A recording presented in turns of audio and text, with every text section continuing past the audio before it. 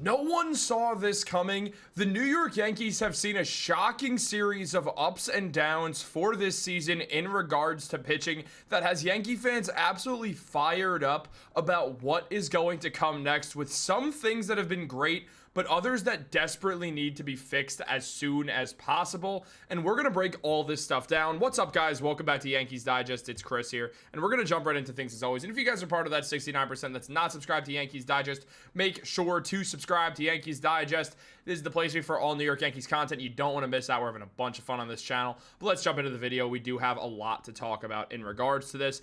As we know, the New York Yankees have had a series of ups and downs going into this season. After losing Gerrit Cole, their pitching was in serious concern, and that only got worse when Luis Gil and Clarke Schmidt both went down with injuries as well. Now, Clarke Schmidt is back, and this video is coming out right after he did pitch his second game. This is being filmed before, so we don't know how he did yet, but in his first game, he looked promising overall, and if he continues to look that way, that is going to be absolutely huge for the New York Yankees. And outside of that, their pitching has been rough, but there has been one saving grace of all of it, and that is Max Fried.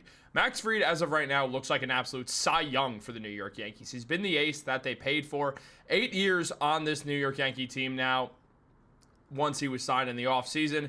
And with that, where things are going from here, year one is looking like a complete success. Max Fried has done everything New York Yankee fans could have asked for, including pitching what was a no-hitter for a good stretch of time, until out of nowhere it got decided that he actually had let up a hit 2 innings prior, which is one of the stupidest things I've ever seen in baseball. You made the call 2 innings ago and now you're switching it. That is not the way that sports should go, whether it's baseball, basketball, football, hockey, whatever. You shouldn't be able to change calls from that far ago. I just don't think it makes sense. You made the call, the ref made the call, the umpire made the call, whatever you want to say. The call was made, leave it be. If it was a mistake, oh well, get it back later, or don't, and just deal with the fact that, like everyone else, you're a human who screwed up. Don't go back and change things 2 innings after. But outside of that, Max Fried did allow a hit pretty soon after that became the case, which he didn't know that it even happened yet, so he just gave up a hit normally. And outside of that, Max Fried pitched a phenomenal game of baseball, and he was asked about pitching like that, and that's been all season long for Max Fried, who's been dominant with the New York Yankees.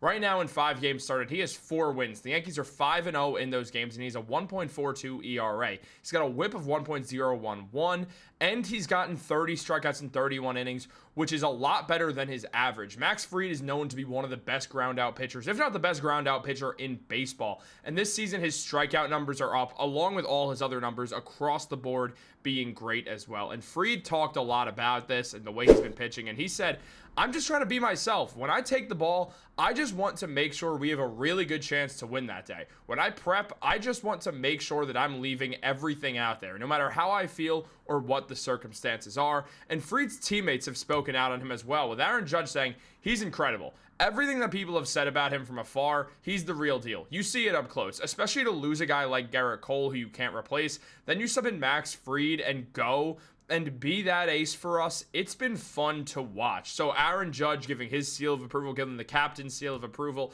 and also new Yankee Cody Bellinger, who came in with Max Fried, said, it doesn't surprise me at all. I've gotten plenty of at-bats with him with very little success. He's one of the best pitchers in the game. He knows how to pitch. Now, Cody Bellinger has had an up-and-down season with the New York Yankees, but he is a good voice in the locker room, and I do believe Bellinger is going to turn it around with the Yanks. Just is a slow start. There's a lot of pressure with him joining the Yankees and kind of being the lefty who was supposed to really take over for Juan Soto in that role. It's kind of become Ben Rice, because Ben Rice is the best number 22 in baseball and saved the sport.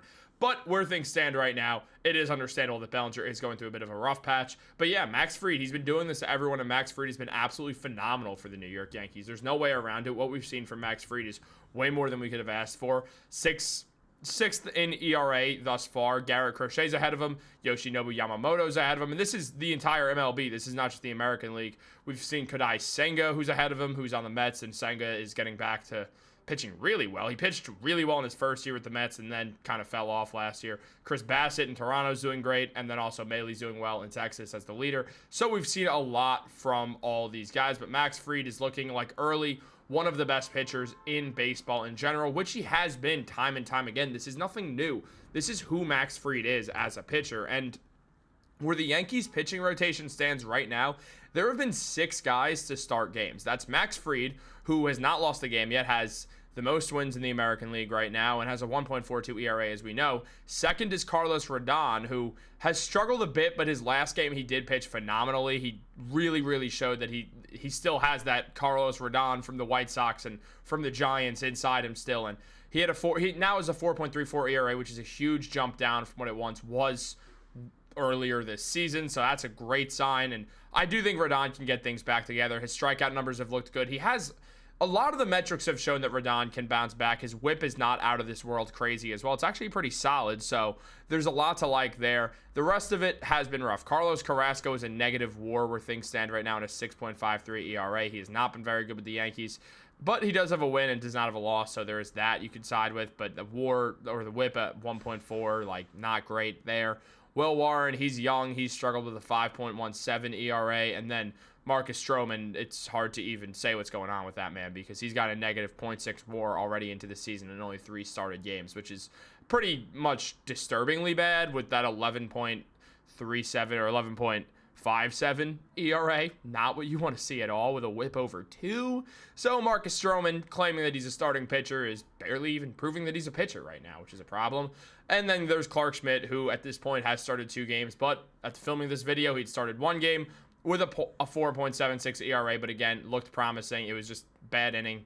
Kind of screwed him up, but where he stands, there is a lot of hope for Clark Schmidt. So the Yankees pitching rotation, they could be getting a solid top 3 right now with Max Fried, with Carlos Rodon, with Clark Schmidt, which is absolutely huge. And again, Luis Gil will be coming back, so we are seeing a huge upgrade in the Yankees pitching as of recently. Hopefully it can get itself together, but on top of that, they also do have a lot of questions to be answered about their bullpen, and there have been a lot of fears about the bullpen, specifically their closer, as Devin Williams has struggled mightily with the New York Yankees. He's a negative .5 WAR right now with a 9 ERA.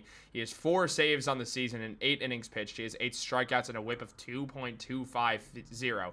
Now, when you're a relief pitcher, specifically a closer, they're a little awkward sometimes. And they're a little awkward because at the end of the day, you have 1, 2, 3 bad games early on to the season. Your numbers look like you're the worst player of all time. Devin Williams has struggled a good amount. In 9 appearances, he only has 4 saves right now. He's blown a few different saves. He's been allowing runs. He's just struggled early on. And Williams has talked about how this is not the first time he struggled early on, but it's definitely something Yankee fans are worried about, myself included.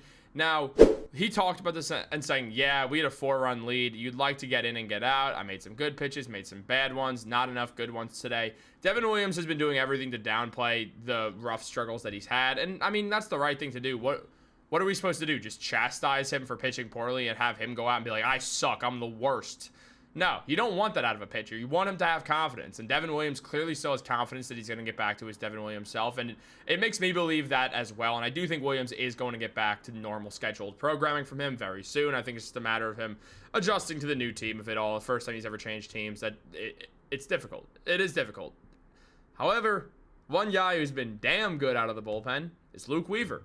And Luke Weaver's making things really interesting, as right now where Luke Weaver stands, he is a .9 WAR in 9 games played with 2 saves and 11 innings pitched, has a whip of 0.636 and an ERA of 0.00.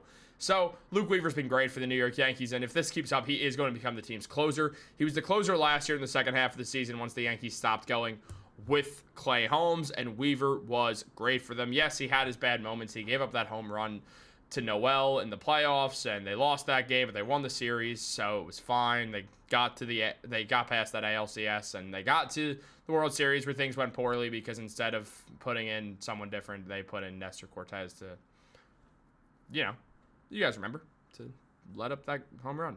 So we're not going to talk about that. However, what we are going to talk about is the fact that Luke Weaver's been great, and it's a great sign, and that Devin Williams, as of right now, is struggling, and there's definitely going to hit a point where the Yankees will consider moving Devin Williams out of that closing spot if he can't get it together. But I do think the Yankees are going to give Williams a fairly long leash. I kept trying to say short, but that's not it.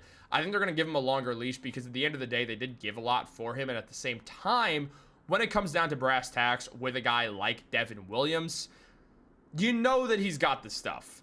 And I do think the Yankees believe in him, and they don't want to make it seem like they don't believe in him. So I do think he'll get a longer leash, and I do think he'll figure it out and get it together on the season. But guys, what do you think about all this? Is the Yankees pitching rotation going to be all right in regards to the starters? What do you think about the closing situation? Should they move Williams out of it and put Luke Weaver in for right now? What should they do? Let me know in the comments down below. Like this video, subscribe, turn on post notifications. Have a great day, and go Yankees.